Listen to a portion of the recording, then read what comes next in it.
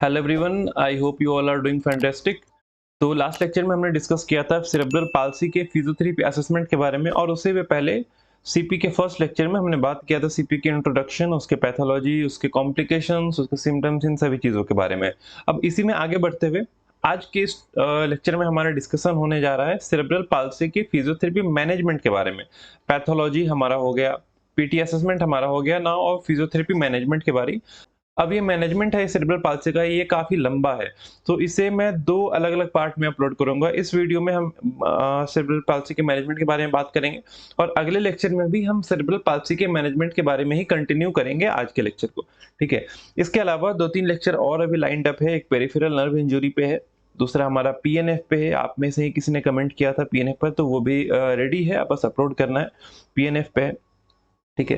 तो अगला वीडियो या तो पीएनएफ आएगा, नहीं तो फिर पेरिफेरल नर्व इंजरी आएगा, और उसके बाद फिर हम सेरेब्रल पाल्सी को कंटिन्यू करेंगे, ठीक है? तो चलिए स्टार्ट करते हैं हमारा आज का जो मेन टॉपिक है, physiotherapy management of cerebral palsy. But before focusing on the management, let's discuss about the goals and AIIMS for the physiotherapy management. हमारा प्राइमरी गोल और एम क्या हो सकता है? तो देखिए ऐसा है, सबसे पहला बात कि जो हमारा सेरेब्रल पाल्सी का मैनेजमेंट का क्राइटेरिया है, ठीक है? जो फिजियोथेरेपी मैनेजमेंट का क्राइटेरिया है, वो 4 भाग में डिस्ट्रीब्यूटेड है, वो 4 लेवल्स पे डिस्ट्रीब्यूटेड है, आप कह सकते हैं। क्योंकि जो पूरा का पूरा जो फिजियोथेरेपी मैनेजमेंट है हमारे पेशेंट का, वो डिपेंड करता है एज पर, और उसी एज के अकॉर्डिंग 4 स्टेजेस में हम फिजियोथेरेपी मैनेजमेंट करते हैं अपने पेशेंट का, और उन चारों स्टेजेस के अकॉर्डिंग हमारा गोल्स एंड एम्स चेंज हो सकता है। वो कौन-कौन से स्टेजेस हैं, आज के ही लेक्चर में आगे बात करेंगे, नेक्स्ट स्लाइड में ही डिस्कस करेंगे उसके बारे में। पर गोल्स एंड एम्स के बारे में अगर हम बात करें, तो सबसे प्राइमरी गोल हमारा क्या होगा, वो होगा इंक्रीज मोटर डेवलपमेंट। ये हमारा प्राइमरी गोल होगा। ऐसा क्यों? क्योंकि जो हमारे पेशेंट होंगे, जो हमारा इन्फेंट होगा, उसका जो ब्रेन होगा वो डेवलपिंग मोटर सिस्टम में ही डैमेज हो जाता है, डेवलपिंग स्टेज में ही डैमेज हो जाता है। तो इसलिए हमें उसके मोटर डेवलपमेंट पे प्राइमरी फोकस करना है, ठीक है? ताकि हम उसको उसके मोटर स्किल्स को थोड़ा-सा मैनेज करके ले सकें, उसके मोटर स्किल्स को थोड़ा-सा हम डेवलप कर सकें। उसके बाद लर्न फंक्शनल एक्टिविटीज़। क्योंकि बच्चा है तो उसे फंक्शनल एक्टिविटीज़ में एंगेज करना बहुत ज़रूरी है, और उससे उस फंक्शनल एक्टिविटीज़ के थ्रू बहुत सारे और एक्सरसाइज़ भी हम करा सकते हैं पेशेंट का, तो हमें फंक्शनल एक्टिविटीज़ पर भी ध्यान देना है। Increase independency. इंडिपेंडेंसी कहने का मतलब कि हमें पेशेंट को इंडिपेंडेंट करना है, ताकि वो बच्चा जो है वो ईज़िली बिना किसी के हेल्प के, बिना किसी पर डिपेंडेंट हुए, वो स्वयं से चल फिर सके, वो खाना-पीना खा सके, उसको किसी दूसरे पर डिपेंडेंट ना होना पड़े इसके लिए। और फिर प्रॉपर मूवमेंट, ठीक है? पर अगेन इसके अलावा और भी बहुत सारे गोल्स और एंड एम्स हो सकते हैं according to the stages of the treatment, according to the stages of the physiotherapy intervention, ठीक है? अब देखिए, ये जो प्रॉपर मूवमेंट का बात मैंने कहा, इस प्रॉपर मूवमेंट के कहने का तात्पर्य क्या है वो समझिए। जब भी बच्चा पहली बार मूवमेंट करता है, जब भी कोई बच्चा फर्स्ट टाइम मूवमेंट कर रहा है अपने लाइफ में, तो उस बच्चे का जो मूवमेंट होता है, वो एक सेंसरी फीडबैक प्रोवाइड करता है। वो क्या करता है? एक सेंसरी फीडबैक प्रोवाइड करता है। जब बच्चा पहली बार मूवमेंट करता है, तो उसका जो मूवमेंट है वो खुद ही उसके बॉडी में सेंसरी फीडबैक प्रोवाइड करता है, जो कि उसके मूवमेंट को आगे और ट्रेन करता है। पर अगर इमेजिन कीजिए कि कोई बच्चा है, वो पहली बार मूवमेंट कर रहा है, और उसका फर्स्ट मूवमेंट ही इनकरेक्ट हो, उसका फर्स्ट मूवमेंट ही इनकरेक्ट हो, तो उससे क्या होगा? जो फीडबैक जाएगा वो भी इनकरेक्ट जाएगा, जो सेंसरी फीडबैक जाएगा वो भी इनकरेक्ट जाएगा। और फीडबैक अगर इनकरेक्ट जाएगा, तो जो बच्चा है वो गलत मूवमेंट को लर्न करेगा, वो गलत मूवमेंट करना शुरू कर देगा, और उसी मूवमेंट को कंटिन्यू लाइफ टाइम करता रहेगा। तो इस कारण हमें इस मूवमेंट पे बहुत ज्यादा ध्यान देने की जरूरत है, ठीक है? अब आगे चलते हैं, हमारे मैनेजमेंट के बारे में बात करते हैं। तो सबसे पहला बात, जो सीपी के पेशेंट्स होते हैं, वो सीपी के पेशेंट्स में बहुत सारे वैरायटी ऑफ इश्यूज देखने को मिलते हैं थ्रू आउट देयर लाइफ। क्योंकि आप सभी जानते हैं सीपी एक ऐसा कंडीशन है जिसे कंप्लीटली हम रिकवर नहीं कर सकते। तो इस कारण बस पूरे life time, through out the life, बहुत सारे एबनॉर्मलिटीज, बहुत सारे इश्यूज देखने को मिलते हैं हमें, हमारे पेशेंट के बॉडी में, हमारे पेशेंट के कंडीशन में, ठीक है? वो कौन-कौन से इश्यूज हो सकते हैं? तो वो फंक्शनल लिमिटेशंस हो सकते हैं, वो कोई मोटर डिसफंक्शन हो सकता है, मैं यहाँ पर मेंशन कर रहा हूँ। वो क्या-क्या हो सकता है? वो फंक्शनल डिसेबिलिटीज हो सकते हैं, फंक्शनल डिसेबिलिटीज, इसके अलावा क्या हो सकता है? कोई मूवमेंट का डिसफंक्शन हो सकता है,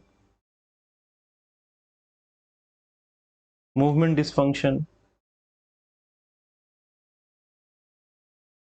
इसके अलावा किसी तरह का कोई डिफॉर्मिटी हमें दिख सकता है, डिफॉर्मिटी भी मिल सकता है। इसके अलावा और भी बहुत सारे इश्यूज हमें देखने को मिल सकते हैं थ्रू आउट देयर लाइफ। ठीक है, तो इसी कारण से जो ट्रीटमेंट प्रोटोकॉल है, जो फिजियोथेरेपी इंटरवेंशन है सीपी के पेशेंट्स में, from infancy to adulthood, infant से लेकर एडल्टहुड तक, उसे हम 4 स्टेजेस में डिवाइड करते हैं। पहला हमारा है अर्ली स्टेज, जो अर्ली इंटरवेंशन होता है, ये जनरली फ्रॉम बर्थ या मतलब बर्थ से 3 साल तक का जो स्टेज होता है, 3 या 4 साल तक के स्टेज में जो हम ट्रीटमेंट करते हैं, वो हमारा अर्ली इंटरवेंशन में आएगा। देन फिर pre school, then school age and adolescence, और फिर चौथा एडल्टहुड। तो इस इन 4 स्टेजेस में हमारा ट्रीटमेंट होता है सीपी का। और हम जो यहाँ पर स्टडी करने जा रहे हैं, इस लेक्चर में हम बात करेंगे, वो इन चारों को अलग-अलग करके हम डिस्कस करेंगे कि अर्ली इंटरवेंशन में हमें क्या करना होता है, प्री स्कूल में क्या करना होता है, उसी तरह एडोलसेंट और एडल्टहुड का।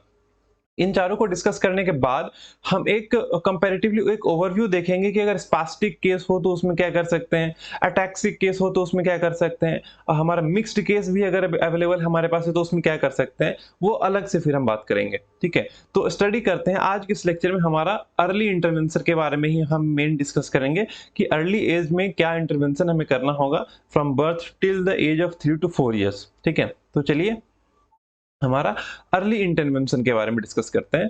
तो अर्ली इंटरवेंशन जो है, सबसे पहले ये मैं यहाँ पे मेंशन कर दे रहा हूँ, ये अप टू 3 to 4 years का एज तक ये अर्ली इंटरवेंशन चलता है। अब ये अर्ली इंटरवेंशन या अर्ली ट्रीटमेंट जो है, ये हमारे नर्वस सिस्टम के, हमारे पेशेंट के नर्वस सिस्टम पे बहुत तगड़ा और बहुत पॉजिटिव इम्पैक्ट डालता है। क्योंकि ऐसा क्यों है वो समझिए। जब बच्चा का जन्म हो, वो एक इन्फेंट स्टेज में है, उस समय हम ट्रीटमेंट करके उसके ब्रेन पर एक पॉजिटिव इम्पैक्ट डाल सकते हैं। अगर वही बच्चा आगे चलकर 10 या 12 साल के बाद हम उसका ट्रीटमेंट स्टार्ट करते हैं, तो कंपैरेटिवली उस समय उसके ब्रेन पर, उसके नर्वस सिस्टम पर इस तरह का पॉजिटिव इम्पैक्ट डालना बड़ा मुश्किल हो सकता है। ठीक है, तो अर्ली स्टेज में it is very much easier to create a positive impact on the patient's nervous system और द पेशेंट्स ब्रेन। इसके बाद इस अर्ली ट्रीटमेंट स्टेज में सबसे प्राइमरी और सबसे मेजर टास्क हमारा क्या होगा, to educate the family about the condition. सबसे पहले उस फैमिली को हमें एडुकेट करना है इस कंडीशन को लेकर, बिकॉज द फैमिली जो है वो पहले से ट्रॉमेटाइज्ड कंडीशन में होगा अपने बच्चे को देखकर। तो उस कंडीशन में सबसे पहले हमें फैमिली को एडुकेट करना है, फैमिली को इस कंडीशन के बारे में समझाना है, और इसे हम किस तरह से और किस हद तक मैनेज करके जो बच्चा है उसे इंडिपेंडेंट लाइफ प्रोवाइड करा सकते हैं या नहीं करा सकते, इस चीज के बारे में अच्छे से आपको डिस्कस करना है पहले उस फैमिली से। ठीक है, उसके बाद बात करें पीटी मैनेजमेंट, फिजियोथेरेपी मैनेजमेंट के बारे में, तो प्राइमरी स्टेज जो होता है, जो अर्ली इंटरवेंशन का जो स्टेज है, इस स्टेज में पोजिशनिंग बहुत इंपॉर्टेंट है। ठीक है,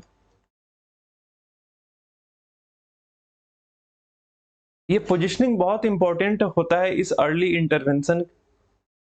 इंटरवेंशन के केस में। ठीक है, तो सबसे पहला positioning of the child in supine, supine line में हमें पोजीशनिंग करना है चाइल्ड का, और कोशिश करना है कि जो बच्चे का हमारा हेड है वो मिड लाइन में रहे, वो इधर उधर टर्न न रहे।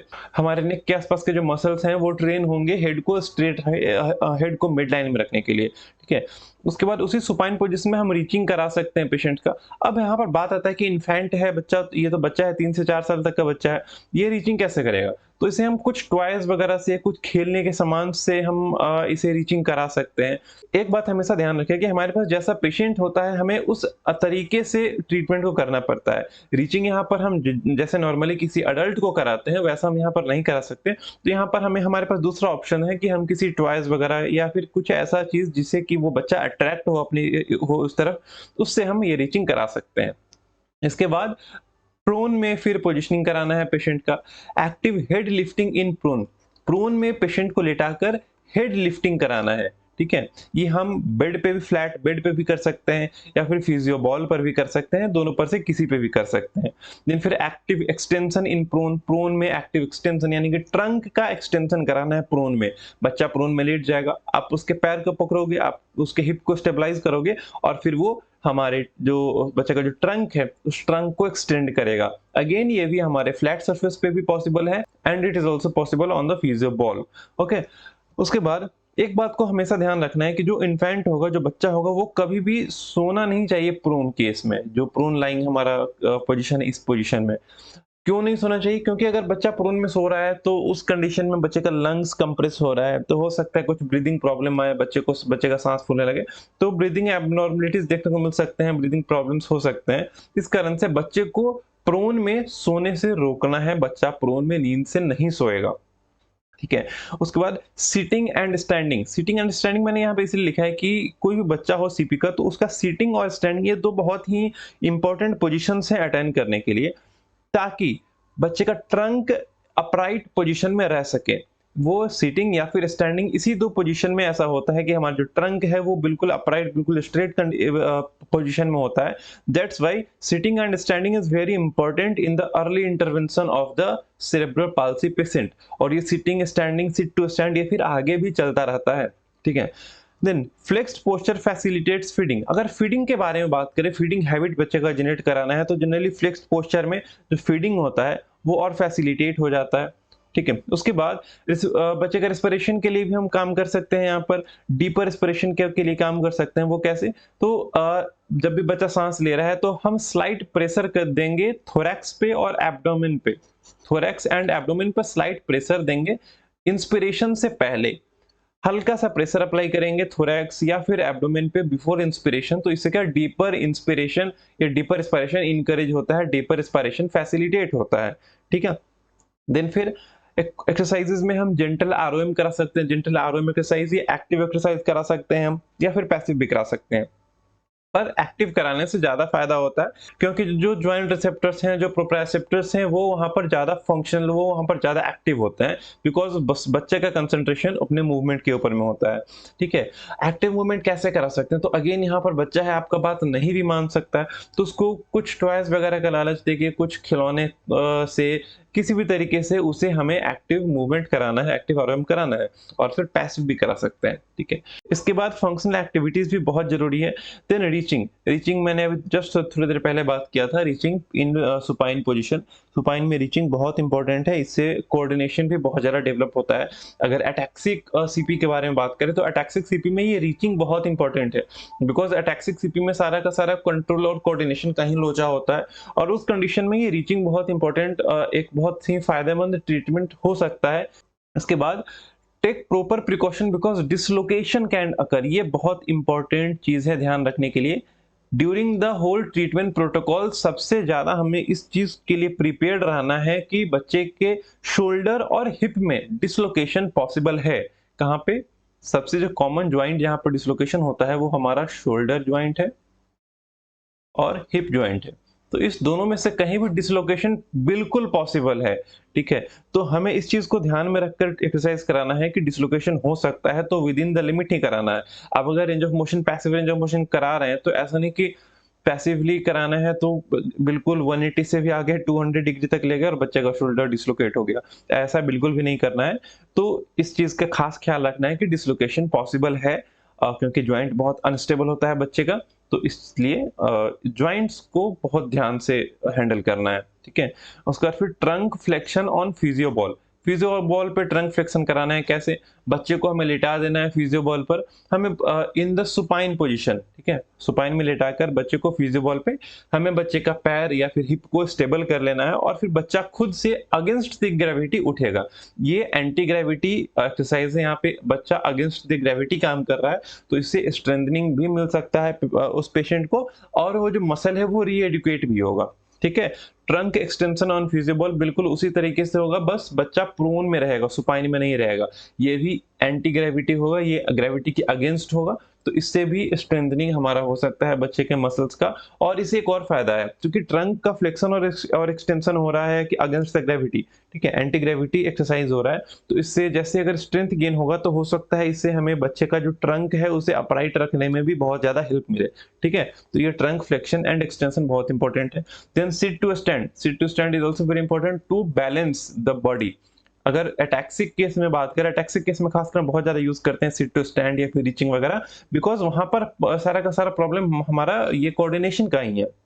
तो सिट टू स्टैंड में बच्चा कोऑर्डिनेट करता है, बच्चा कंट्रोल करना सीखता है, बैलेंस करना सीखता है अपने बॉडी को। स्ट्रेचिंग मैंने यहाँ पर इसलिए लिखा है कि बहुत सारे केसेस में, फॉर एग्जांपल बताता हूँ, स्पास्टिक डायप्लेजिक सीपी के बारे में बात करें अगर हम, स्पास्टिक डायप्लेजिक सीपी यहाँ पे लिख रहा हूँ, स्पास्टिक डायप्लेजिक सीपी।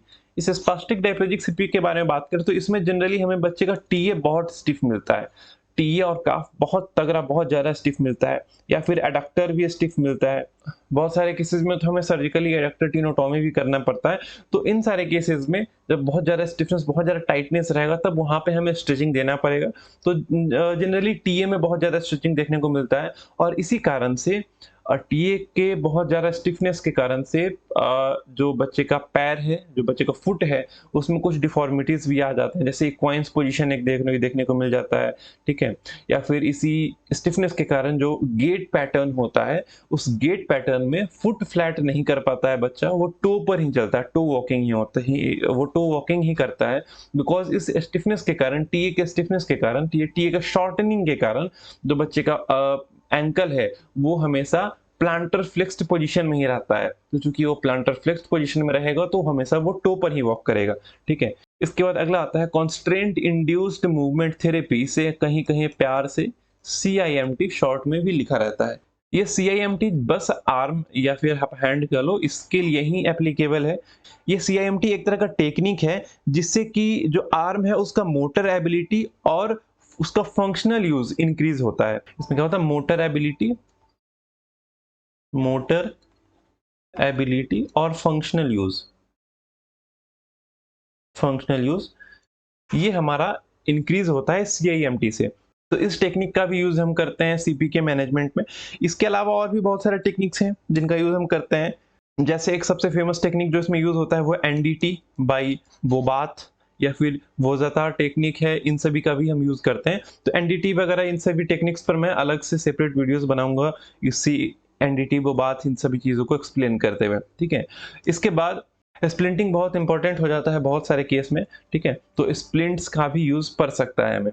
इसके बाद टास्क ओरिएंटेड अप्रोच, हमेशा इस बात को ध्यान रखना है कि कोई टास्क ओरिएंटेड अप्रोच देने का, टास्क ओरिएंटेड अप्रोच रखना बहुत जरूरी है सीपी के केस में। बिकॉज यहाँ पर बच्चा है, यहाँ पर वो आपका बात नहीं मानेगा, आपका बात नहीं समझेगा, तो आपको उसको उलझा कर, आपको उसको अलग अलग तरीके से एक्सरसाइज कराना है, जो भी मैंने फंक्शनल एक्टिविटीज बताया, उसी तरीके से टास्क ओरिएंटेड अप्रोच बहुत इंपॉर्टेंट है इस सीपी के पीटी मैनेजमेंट में, ठीक है। So this was the discussion on the early intervention of cerebral palsy. इसके अलावा और भी केसेस और भी एक्सरसाइजेस हो सकते हैं, और भी कुछ मैनेजमेंट ऐड हो सकते हैं इसके अंदर। ऐसा नहीं है कि जो मैंने लिख दिया बस वो पत्थर की लकीर है, इसे चेंज नहीं किया जा सकता, बिल्कुल किया जा सकता है। इसमें और भी मैनेजमेंट प्रोटोकॉल्स ऐड किए जा सकते हैं depending upon the case of the patient, depending upon the type of the CP, ठीक है। इसके बाद अगले लेक्चर में we will discuss about all the 3 intervention. Early intervention के बाद हमारे पास जो है सबसे पहले प्री स्कूल, दूसरा एडोलसेंट और तीसरा एडल्टहुड, इन तीनों के बारे में डिस्कस करेंगे। तो अगला वीडियो अब आएगा हमारा, या तो PNF का आ सकता है, नहीं तो पेरिफेरल नर्व इंजरी का आ सकता है, दोनों का दोनों रेडी है।